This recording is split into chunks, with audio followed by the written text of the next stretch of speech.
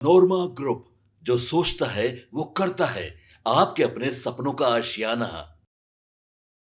तेजस्वी यादव ने 2025 के चुनाव की तैयारियां शुरू कर दी हैं और आपने देखा होगा कि महागठबंधन की चौथी बैठक हुई। उस बैठक में Tejashwi Yadav as a boss पूरे गठबंधन के साथियों के साथ बातचीत कर रहे थे। इस बार उन्होंने एक नया फार्मूला लागू किया है, जिस फार्मूले को लेकर के काफ़ी मशक्क़त और काफ़ी बहसा बहसी के बाद इस फार्मूले को तेजस्वी यादव ने लागू कर दिया। और ये फार्मूला कहीं ना कहीं महागठबंधन के सभी दलों को लागू करना होगा जो महागठबंधन के साथ चुनाव लड़ना चाहते हैं। आपको बता दें कि ये फार्मूला बड़ा ही कठिन और कड़ा है और इस फार्मूले से कई बेटिकट हो जाएंगे। कौन कौन बेटिकट होगा और क्या है फार्मूला, इस पर हम आपको बताते हैं। लेकिन सबसे पहले हम आपको बता दें कि बिहार विधानसभा चुनाव में किला फतह करने के लिए और जिस तरह से सर्वे रिपोर्ट आ रहे हैं उसको ध्यान में रखते हुए तेजस्वी यादव ने कई फार्मूले तय किए हैं। महागठबंधन के घटक दलों को पिछले विधानसभा चुनाव को लेकर के और उसके आकलन के बाद जो उम्मीदवार उतारे गए थे और अलग अलग पार्टियों ने अपने अपने सिंबल पे उम्मीदवार को चुनाव मैदान में उतार करके चुनाव लड़ाया था, उनकी पूरी जांच की जाएगी और उनका सर्वे रिपोर्ट सामने रख करके ही बातचीत की जाएगी। आपको बता दें कि पिछले चुनाव में 2020 के जिन लोगों का प्रदर्शन जिस तरह का रहा है उस प्रदर्शन के आधार पर ही टिकटों का बंटवारा करने की बात कही जा रही है।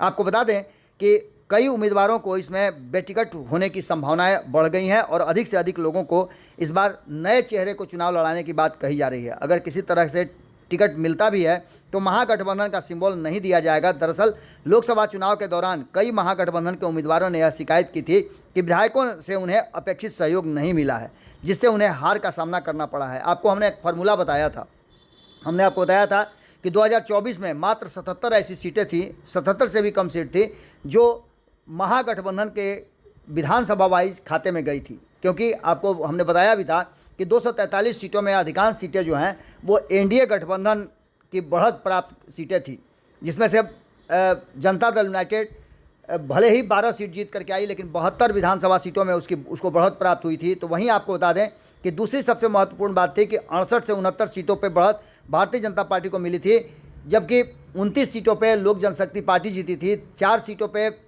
हिंदुस्तानी आवाम पार्टी और 3 सीटों पर राष्ट्रीय लोक मोर्चा को बढ़त प्राप्त हुई थी विधानसभा वाइज।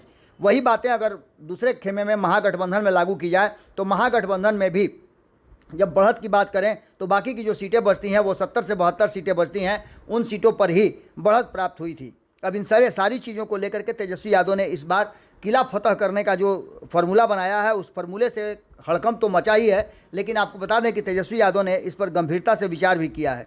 आपको बता दें कि शीर्ष नेतृत्व ने तेजस्वी यादव के कार्यकर्ता दर्शन और संवाद यात्रा के जरिए जमीनी स्तर पर फीडबैक इकट्ठा किया है और अब पार्टी ने तय किया है कि जो विधायक या नेता पार्टी के साथ गद्दारी कर रहे हैं, अंदरूनी नुकसान पहुंचाने में शामिल हैं, उन्हें तो बख्शा नहीं जाएगा। इसके साथ साथ टिकट देने के लिए अब फार्मूला भी नया तय किया जाएगा। यही बातें महागठबंधन के लिए भी वो चाहते हैं कि लागू हो और महागठबंधन के साथी भी इस पर गंभीरता से विचार करें, जिससे कि आने वाले चुनाव में अधिक से अधिक सीटें जीत करके सरकार बनाई जाए। आपको बता दें कि इसकी पूरी मॉनिटरिंग की जा रही है और कई लेवल पे इसका सर्वे भी किया जा रहा है। इस फैसले के बाद महागठबंधन के भीतर कई नेताओं में संकट आ गए हैं और असमंजस की स्थिति पैदा हो गई है। सूत्रों की माने तो तेजस्वी यादव इस बार संगठनात्मक मजबूती और वफादारी को सबसे बड़ी कसौटी मान रहे हैं और टिकट वितरण में इससे कोई समझौता नहीं किया जाएगा। आपको बता दें कि महागठबंधन के इस कड़े रुख को उन्होंने साफ कर दिया है। अब सीधे तौर पे उन्होंने कहा है कि भावनात्मक रूप से और प्रदर्शन की प्रतिबद्धता के आधार पर ही टिकट दिया जाएगा। जो नेता संगठन के प्रति वफादार नहीं है उन्हें इस बार बाहर का रास्ता दिखाया जाएगा और टिकट से वंचित किया जा सकता है। आपको बता दें कि तेजस्वी यादव के इस फार्मूले को लेकर के अब चर्चाएं शुरू हो चुकी हैं। आपको बता दें कि नेता प्रतिपक्ष तेजस्वी यादव के आवास पर बीते गुरुवार को महागठबंधन की चौथी बैठक हुई थी। बैठक में कई अहम फैसले लिए गए थे। उसी फैसलों में से एक सबसे बड़ा फैसला जो था वो ये था कि बैठक के बाद तेजस्वी यादव ने सोशल मीडिया पर पोस्ट भी किया था कि पटना में इंडिया गठबंधन की समन्वय समिति एवं उप समन्वय समिति के सदस्यों का विचार विमर्श हुआ। उन्होंने 20 वर्षों की एनडीए सरकार को उनकी जिम्मेवारी से मुक्त करने की बात की थी और कहा था कि बिहार में एक नई सरकार का गठन होगा और बिहारवासी चाहते हैं कि उन्हें महंगाई, गरीबी, बेरोजगारी, पलायन और चहुओर भ्रष्टाचार से निजात मिले। बहरहाल शिक्षा व्यवस्था और स्वास्थ्य व्यवस्था को लेकर के लोग परेशान हैं। इन सारी बातों को रखते हुए तेजस्वी यादव ने कहा था कि ये तब संभव होगा जब महागठबंधन के सभी साथी एकजुट होकर के चुनाव लड़ें और समर्पित लोगों को टिकट दिया जाए। 20 वर्षों के नीतीश भाजपा सरकार को लेकर के उन्होंने हर मोर्चे पर असफल बताया था और उस पर घेरने की पूरी कोशिश की थी।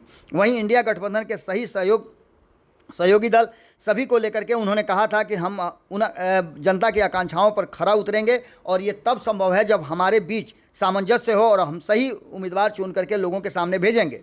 इन सारी बातों को लेकर के तेजस्वी यादव ने जो फार्मूला तय किया है, उस फार्मूले पर कहीं ना कहीं अभी तक फैसला नहीं आया है। लेकिन आपको बता दें कि विधानसभा चुनाव में किला फतह करने के लिए जिस तरह से तैयारियों में जुटी है महागठबंधन या इंडिया गठबंधन जिसको किसे कह लें, उनके घटक दलों के साथ विचार विमर्श के बाद तेजस्वी यादव ने उन उम्मीदवारों को भी टिकट से वंचित करने की बात कही है जो 15,000 से अधिक अंतर से पिछला चुनाव हारे हैं।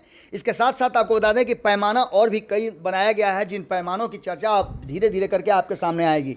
आपको बता दें कि इसमें लगभग ऐसा लग रहा है कि जो 140 से अधिक सीटों पे जो राष्ट्रीय जनता दल चुनाव लड़ा था, राष्ट्रीय जनता दल के कम से कम 40 से ज़्यादा ऐसे उम्मीदवार हैं जिनका टिकट इस बार कटना निश्चित लग रहा है। वहीं आपको बता दें कि 70 सीटों पे कांग्रेस लड़ी थी। महागठबंधन में उसे चुनाव लड़ना है तो उनको भी अपने 30 से ज़्यादा ऐसे उम्मीदवार हैं जिनको टिकट से वंचित करना पड़ेगा। अब देखना ये होगा कि तेजस्वी यादव के इस फैसले के बाद क्या कुछ निकल के महागठबंधन में आता है। लेकिन एक बात तो तय मान के चलिए कि जो सर्वे रिपोर्ट लगातार आ रहे हैं और तेजस्वी यादव का ग्राफ बढ़ता हुआ दिखाई दे रहा है, महागठबंधन को जीतता हुआ दिखाई दे रहा है, उसको लेकर के तेजस्वी यादव और उनकी टीम काफ़ी उत्साहित है और इसको लेकर के वो एक ऐसा नेक्सस बनाना चाहते हैं जिससे कि आने वाले 2025 के विधानसभा चुनाव में वो बेहतर प्रदर्शन कर सकें और उनके उम्मीदवार जो हों वो टेस्ट एंड ट्रायल हों।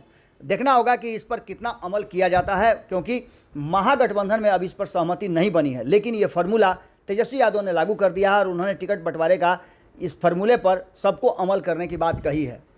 जुड़े रहिए भारत लाइव के साथ। बहुत बहुत धन्यवाद। वीडियो पसंद आई और वह बिहार के राजनीति और बिहारियत से सरोकार रखेनी तो सब्सक्राइब बटन दबा के चैनल के सब्सक्राइब कर ली। ओजे एगो घंटी बा, ओकरा बटन दबा देला से कुल सटीक और मारक खबर रुआ मुफ्त में मिल जाई। अगर रुआ पत्रकारिता के हमनी के नया प्रयोग में सहयोग कर चाहतानी तो ज्वाइन बटन दबा दी। पेटीएम नंबर नोट कर ली 9386816700। धन्यवाद।